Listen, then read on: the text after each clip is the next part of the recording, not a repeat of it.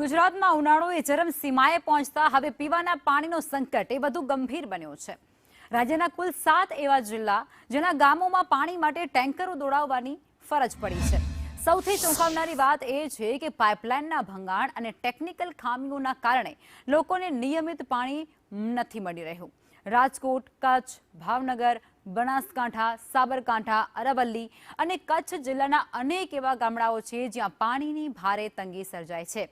પાણી પુરવઠા વિભાગના આંકડા પ્રમાણે માત્ર 2 દિવસમાં જ 468 જેટલા ટેન્કરો દ્વારા પાણી પહોંચાડવામાં આવ્યું છે। રાજકોટ જિલ્લાના 60 ગામોમાં, બનાસકાંઠાના 30 ગામોમાં અને કચ્છના વિસ્તારોમાં સતત ટેન્કરો દોડાવવામાં આવે છે। કેટલીક જગ્યાએ 1 ટેન્કરથી તો ક્યાંક 2 ટેન્કરથી પાણી પૂરું પાડવામાં આવે છે।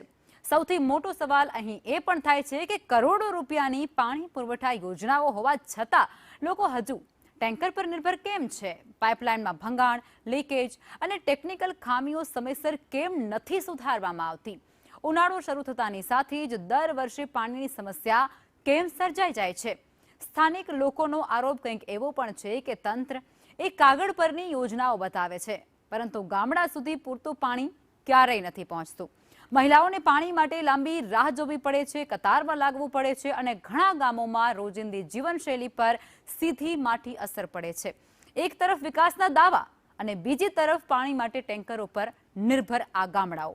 હવે જોવાનું એ રહેશે કે સરકાર અને તંત્ર આ પાણીના સંકટનો કાયમી ઉકેલ ક્યારે અને કેવી રીતે લાવે છે।